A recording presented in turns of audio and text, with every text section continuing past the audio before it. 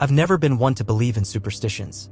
Walking under ladders, opening umbrellas indoors, stepping on cracks in the pavement, it's all nonsense. Just coincidences wrapped in old wives' tales. That's what I told myself, at least. That belief held firm until the night I broke the mirror. It was an ordinary evening, much like any other. I had just come home from work, exhausted from another mind-numbing day at the office. The city's suffocating hum still buzzed in my ears as I kicked off my shoes and tossed my keys onto the counter. My one-bedroom apartment wasn't much, but it was home, a place of routine, of familiarity. I caught my reflection in the hallway mirror as I passed by, something I did without much thought. The glass was old, something I had picked up at a thrift store years ago. It had a heavy wooden frame, slightly warped with age, but it gave my small apartment a bit of character. I barely paid attention as I went about my evening. Made a quick dinner. Watched a show. Scrolled mindlessly through my phone. It wasn't until I was getting ready for bed that it happened. I was brushing my teeth when I heard it, a sharp, splintering crack, followed by the unmistakable sound of glass shattering.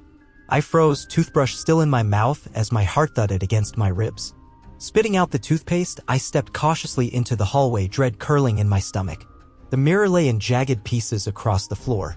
For a moment, I just stared at it, my brain struggling to process what had happened. I hadn't touched it. There hadn't been an earthquake, no sudden draft that could have knocked it over. Yet, here it was, fractured into a web of sharp edges and distorted reflections. I sighed, running a hand through my hair. Great. Stepping carefully around the shards, I grabbed a dustpan and started cleaning up the mess. The pieces clinked together as I scooped them up, their jagged edges gleaming under the dim hallway light. I didn't bother to examine my reflection in them, I just wanted to get it over with. 7 years of bad luck, I muttered to myself with a smirk. Yeah, okay. Superstitions didn't scare me. Accidents happen. Glass gets old, frames weaken. Maybe the humidity had messed with the wood, or maybe I'd brushed against it earlier without noticing. I didn't need some ominous explanation for it. Still, as I turned to toss the shards into the trash, a strange sensation crawled up my spine. The distinct, uncomfortable feeling of being watched. I turned sharply, scanning my empty apartment. Nothing. Just the soft hum of my refrigerator and the distant wail of sirens outside. I shook my head, trying to laugh off the nerves. I was just jumpy from the sudden noise. That was all. But as I settled into bed that night, I couldn't shake the feeling that something had shifted. That somewhere, just beyond my sight, something was watching. And waiting. The morning after the mirror broke, I woke up feeling off. Not sick, not exhausted, just an underlying sense of wrongness I couldn't quite place. Maybe it was the eerie sensation from last night lingering in the back of my mind, or maybe it was the restless sleep filled with fleeting, unsettling dreams. Shaking it off, I got out of bed and went through my usual routine. Or at least, I tried to. First, I couldn't find my keys. I always left them in the same spot, on the counter by the door. But this morning, they weren't there. I spent 15 minutes tearing through my apartment, checking under the couch, in my jacket pockets, even in the fridge, because, at this point, why not? I finally found them in the bathroom sink. The bathroom sink. I frowned, trying to remember if I had taken them in there the night before. I didn't think so, but I was already running late, so I didn't dwell on it. That was mistake number 1. Work was no better. The subway was delayed, which meant I arrived 10 minutes late to an important meeting. My boss barely acknowledged my mumbled apology before launching into a passive-aggressive monologue about punctuality reflecting reliability. By noon, I had spilled coffee on my shirt, jammed my finger in a desk drawer, and somehow managed to delete an important spreadsheet that I then spent an hour trying to recover. Damn, maybe you really are cursed, my coworker Jake said with a laugh as I fumbled with the office printer. Hilarious, I muttered, glaring at the paper jam error flashing on the screen. No, seriously. Didn't you say you broke a mirror last night? I shot him a look. So? Jake shrugged. 7 years of bad luck, man. You're screwed. Right, because a cracked mirror controls the universe, I said, rolling my eyes. Hey, don't mess with that stuff. My grandma used to say broken mirrors trap souls. I scoffed, but something about the way he said it made my skin prickle. Trapping souls? I shook off the thought. It was just an old superstition. Nothing more. That night, things got worse. I had just finished brushing my teeth when I caught my reflection in the bathroom mirror, except something wasn't right. I froze, staring. My reflection stood perfectly still. Too still. The way someone holds their breath when they don't want to be noticed. I lifted my hand. My reflection did the same. I tilted my head. So did it. But the moment I turned to leave the bathroom, I saw it. A delay. Just half a second, but it was enough. My reflection lingered just a moment too long before mimicking my movement. A cold wave of nausea washed over me. It had to be a trick of the light. Maybe I was overtired, my brain lagging for just a second. That was logical, right? Without thinking, I reached forward and wiped my palm across the mirror, clearing the condensation from my breath. But my reflection's breath remained. A chill crawled up my spine. I flicked off the bathroom light and practically ran to bed. After that, I started avoiding mirrors. It wasn't a conscious decision at first. I just found excuses. I got ready in dim lighting, used my phone camera to check my appearance, and avoided lingering in front of reflective surfaces. But it didn't matter, because mirrors weren't the only things reflecting me. One evening, I was washing dishes when I caught my reflection in the kitchen window. Outside, the sky was dark, and my reflection stared back at me against the glass. Except, it didn't feel like my reflection. It felt like something else looking in. I tested it, tilting my head, raising an eyebrow, blinking. Copied me perfectly, yet something in my gut screamed that whatever was behind that glass wasn't me. And then, for the briefest second, I swear it smiled. I spun around so fast I nearly slipped, but when I turned back, my reflection was normal again. That night, I draped a blanket over every mirror in my apartment, but even in the dark, I could feel it watching, waiting. The covers over the mirrors should have brought me peace, but they didn't. Even with every reflective surface in my apartment covered, I still felt them. The reflections. Watching. Lurking. Waiting. At first, I told myself I was being paranoid. A few bad days and a trick of the light had rattled me, nothing more. But paranoia doesn't explain what happened next. Paranoia doesn't whisper your name when you're alone. It started small. Faint sounds that I could brush off as my imagination. A soft exhale when I turned away from a dark window. A barely audible tap from behind my bedroom mirror at night. I convinced myself it was nothing. Pipe settling. My neighbors. The wind. But then, one night, it spoke. I had just climbed into bed, exhausted, my body heavy with the weight of another miserable day. The office had been unbearable, computer crashes, lost files, my boss eyeing me like I was a walking disaster. I barely made it home in one piece after nearly getting hit by a cyclist who came out of nowhere. I shut my eyes, desperate for sleep. And then, hey, my eyes snapped open. The voice had been quiet. Close. Too close. I held my breath, heart hammering in my chest. Had I imagined it? I told myself I had. But then, as the silence stretched and my skin prickled with the sensation of something too near, I heard it again. Look at me. A whisper. A whisper that came from inside my room. I squeezed my eyes shut, my body frozen in place. My pulse pounded against my skull. It wasn't real. It couldn't be real. But then came the worst sound of all. A slow, deliberate scraping noise. Like fingernails against glass. Right? By my bed. I bolted upright and flicked on the lamp, my breath coming in shallow gasps. The room was empty. The mirror on my closet door remained covered. But I knew something was behind it. The next morning, I barely functioned. I hadn't slept. I hadn't even turned off the lights. Every shadow, every glint of glass sent panic clawing up my throat. I needed answers. Superstition or not, something was happening to me. I did what any desperate person would do. I turned to the internet. A search for mirror superstitions led me down a rabbit hole of folklore, urban legends, and old wives' tales. Mirrors were seen as portals. Breaking one didn't just bring bad luck, it was said to fracture the soul. And worse, some believed that mirrors could trap something on the other side. Something that could replace you. A cold sweat broke out on my skin. This was ridiculous. I didn't believe in ghosts, demons, or mirror entities. But my reflection wasn't acting right. And now it was speaking. I slammed my laptop shut, pulse racing. I couldn't sit here and let this thing fester. I needed to face it. I needed to know what I was dealing with. That night, I did something reckless. I pulled the blanket off my bedroom mirror. My reflection stared back at me. Ordinary. Plain. I took a deep breath, my fingers twitching at my sides. Say something, I whispered. Nothing. I felt stupid. My own paranoia was turning me into a lunatic. I let out a shaky laugh, reaching for the blanket. And then, it blinked. But I didn't. I stumbled back, my breath catching in my throat. The reflection's lips curled into a slow, unnatural smile. Then, in a voice that was almost, but not quite, mine, it whispered. You're almost ready. The light bulb flickered, then shattered. Darkness swallowed the room. And in the silence, I heard it again. A breath. Right? Behind. Me. I stopped looking at mirrors. After that night, after my reflection spoke to me, I couldn't bring myself to meet its gaze again. I taped newspaper over the bathroom mirror, threw a sheet over the one in my bedroom, and avoided the windows once the sun went down. But it didn't matter, because reflections are everywhere. Glass storefronts, car windows, the surface of a puddle. No matter how hard I tried to ignore them, I felt them watching. And soon, they stopped waiting for me to look. It happened in the bathroom first. I had just stepped out of the shower, steam curling against the walls, when I noticed something wrong with the mirror. The newspaper I had taped over it was gone. My stomach dropped. I knew I hadn't removed it. My mind scrambled for an explanation. Maybe the tape had loosened from the steam? Maybe I had done it in some exhausted days and forgotten? But then I saw it. Words. Faint, barely visible in the condensation coating the glass. I stepped closer, my breath shallow. It's coming.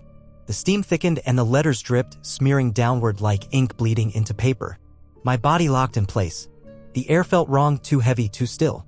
I had the distinct and suffocating sensation that I was not alone. I turned sharply, expecting something to be behind me. Nothing. Only my towel hanging on the rack.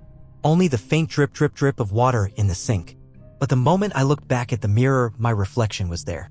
Standing perfectly still. Perfectly wrong. I hadn't moved, yet there it was watching. And then it blinked. I didn't wait to see what would happen next. I grabbed the towel, threw it over the mirror, and bolted from the room. Panic set in after that. It wasn't just mirrors anymore. I started noticing something else in reflections. In the darkened subway windows. In the gleaming tile floor at work. In the rearview mirror of my Uber ride home. Flickers of movement. Shadows shifting behind me when there was nothing there. At night, I swore I heard whispers echoing through my apartment, muffled like someone was speaking through thick glass. And every time I accidentally caught my reflection, I saw it. That awful, unnatural smile curling at the edges of my lips. A smile I knew I wasn't making. I needed help. Desperation led me to the darkest corners of the internet, searching for anything that could explain what was happening to me. Superstition forums. Paranormal blogs. Old folklore archives. That's where I found her. Dr. Evelyn Roth. A folklore professor who specialized in mirror legends and urban myths. I found an old interview where she discussed the dangers of mirrors, calling them windows to the other side. Her voice had been calm, clinical. But at the end of the interview, the reporter had asked if she truly believed mirrors could be dangerous. She had hesitated. Then, in a quiet, grave voice, she had said, "Mirrors remember everything that has ever looked into them. And sometimes something looks back." I didn't hesitate. I emailed her immediately.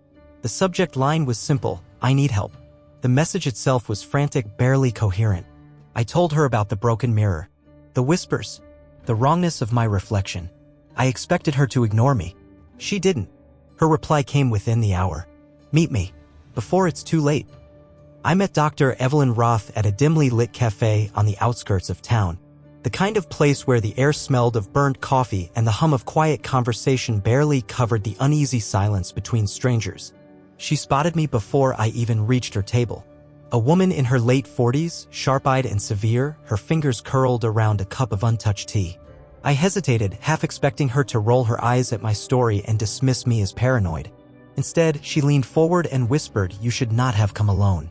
Dr. Roth listened in silence as I recounted everything, starting from the broken mirror to the words that appeared in the condensation.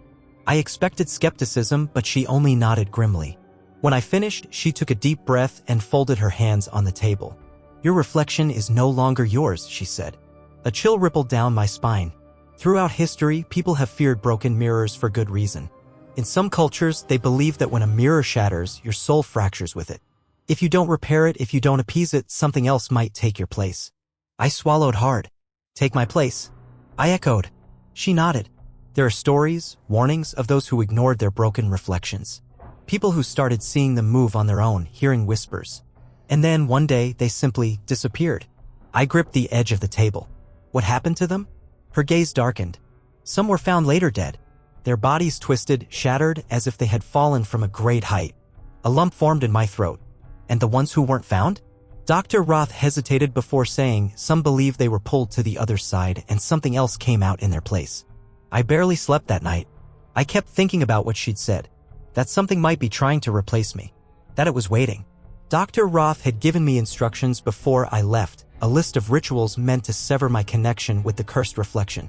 They were old superstitions, but I was desperate enough to try anything. I started with the simplest one, placing a bowl of salt and black obsidian near my bedroom mirror. It was supposed to anchor my soul, keeping it from slipping away. Then I lit a white candle and recited the words she had given me, a plea for protection. But even as I whispered the ancient incantation, I felt something wrong in the air. The candle flickered violently, the flame stretching unnaturally tall before snuffing out on its own. My stomach twisted. And then, from the corner of my eye, I saw movement.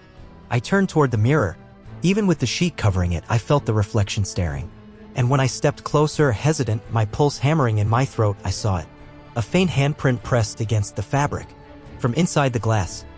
The rituals didn't work. If anything, things got worse. My reflection had always mimicked my movements until it didn't. At first, the delay was barely noticeable. I'd raise my arm and it would follow a second too late. Then I'd turn my head, but the reflection wouldn't move at all, just watching, waiting, its smile curling wider.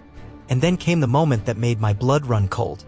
One morning, I caught my reflection staring at me before I even turned to face the mirror. It had been waiting. And that wasn't the worst part. It winked. The people around me started suffering. It began with small things, my coworker slipping down the stairs at work. My neighbor's cat found dead near my building. Then it escalated. My friend Mark was in a car accident.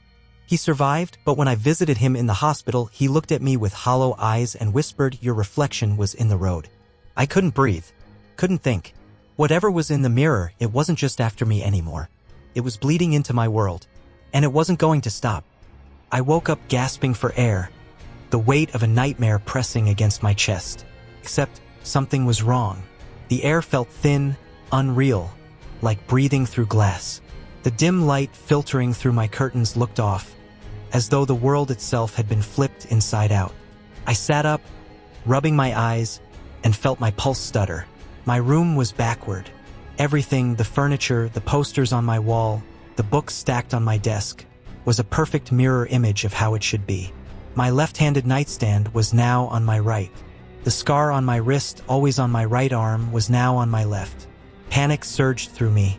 I threw the blanket off and stumbled toward the nearest surface with a reflection. And that's when I saw it. Saw me, standing outside the mirror. My reflection was there in my real room, living my life, moving on its own. I pressed a shaking hand to the glass and whispered, "No," turned toward me, and smirked. I slammed my fists against the glass, but it didn't even tremble. "Let me out," I mouthed, pounding harder. My doppelganger tilted its head, studying me with something almost like amusement. Then, without breaking eye contact, it lifted my phone, and started typing. I watched, helpless, as it sent a text. To Mark. "Feeling better? Can't wait to see you again soon." My stomach twisted. My reflection was pretending to be me, living my life, taking my place. I screamed, throwing my entire weight against the glass, but the mirror only rippled slightly, like the surface of a still pond disturbed by a single drop. Then my reflection laughed, a dry, hollow sound, and it turned its back on me. Hours passed, maybe days. I lost all sense of time. The mirror world wasn't just a reflection. It was empty, soundless. I couldn't even hear my own breathing.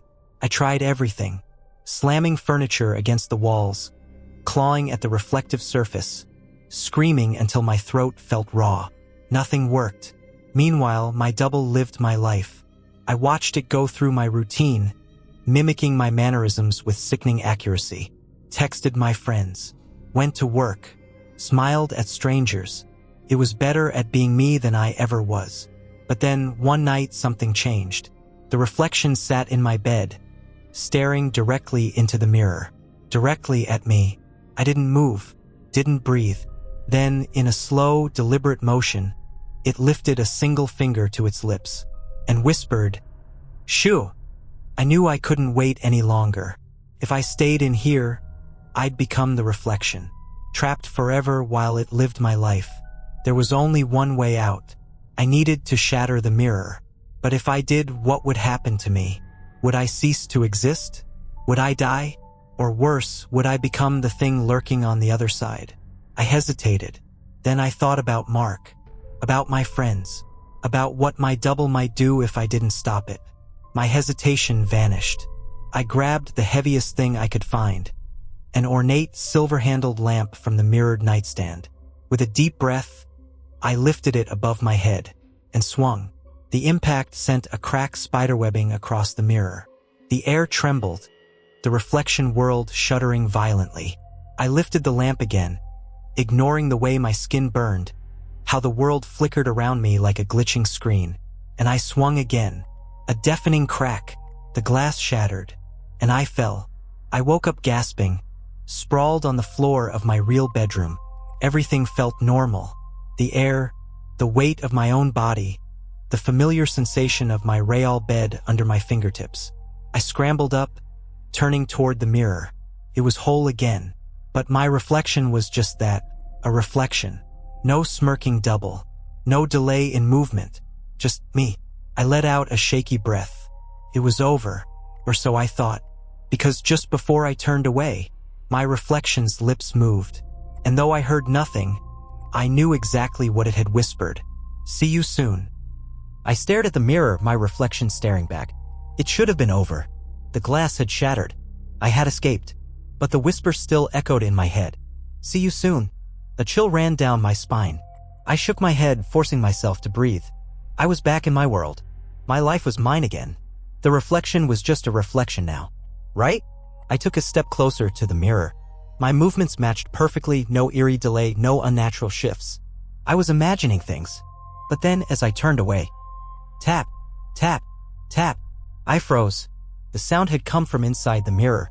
Slowly, my head turned back. My reflection hadn't moved. It stood still, eyes locked onto mine, expression unreadable. Then, deliberately, it lifted a hand and knocked against the glass. 3 times. Tap, tap, tap. The breath left my lungs. The mirror had cracked once before. What if I had only broken through the first layer? What if there was still something on the other side? I stepped forward, pulse hammering. "What do you want?" I whispered. My reflection smiled. The lips moved. And this time I heard the words. "You know what I want." I ran. Out of the bedroom. Down the hall. Into the living room where no mirrors hung. I sank onto the couch, pressing my hands to my face. This wasn't real. It couldn't be real. I had shattered the mirror. I had escaped. I was here. But deep down, I knew the truth. I wasn't free. It was still with me. Still watching. And it wanted something. For 3 nights, I avoided every mirror. Any reflective surface was covered, windows, screens, even my phone. But it didn't matter. Because every night I heard it. Tap, tap, tap. Faint at first. Then louder. It was waiting. And on the 4th night, I gave in. I uncovered the mirror. My reflection was already there, watching. It smiled. "You can't ignore me forever," it said. A cold sweat broke across my skin. "What do you want?" I croaked. The smile widened. "A bargain." My stomach twisted. "No, I'm not You don't have a choice." The reflection moved forward, pressing both hands against the glass. "You broke the mirror, but you didn't break me. I want out." The room darkened. The air turned thick, pressing in like unseen hands wrapping around my throat. I backed away. "You can't take my life." The reflection tilted its head. "Then give me something else." I swallowed hard. "Like what?" "A trade." It wanted a way out. A body. Freedom. But I couldn't let it take mine. "What if I find you another way?" I asked, my voice hoarse. "A way to leave the mirror without replacing me?" My reflection smile didn't falter. "Then do it." The pressure lifted. The darkness eased.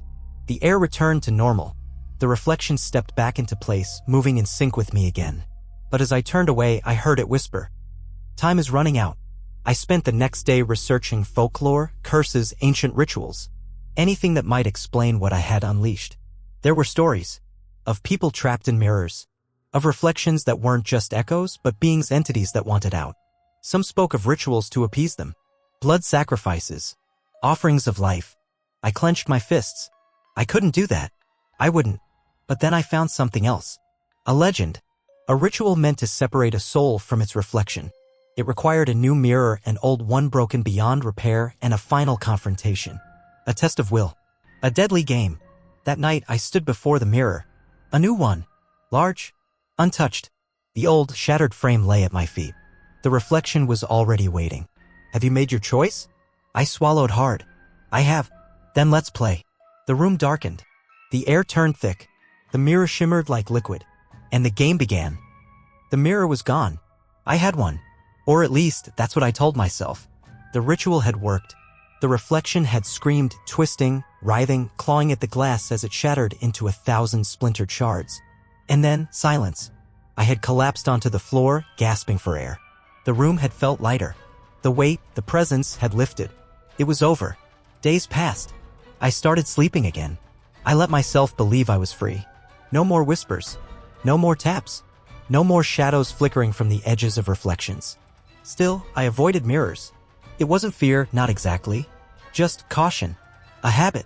One I couldn't quite shake. Then, one night, I caught my reflection staring at me. I hadn't meant to look. It was just a passing glance, a flicker of movement in the glass of a store window as I walked home. But for a fraction of a second, my reflection didn't move. It stood there. Still. Watching. Waiting. I froze. My breath hitched in my throat. Slowly, I turned my head. The reflection moved with me, perfectly in sync. I exhaled, my pulse steadying. It was just my imagination. And then, it smiled. A slow, knowing smile. A smile I hadn't made. The breath left my lungs. A cold dread coiled in my stomach. Because in that moment, I understood. The game had never ended. And the mirror had never really been broken. Somewhere, in the dark corners of a forgotten reflection, something was still watching. Still waiting. For the next crack in the glass. For the next foolish soul to make the same mistake. Because once a mirror has been shattered, it is never truly whole again.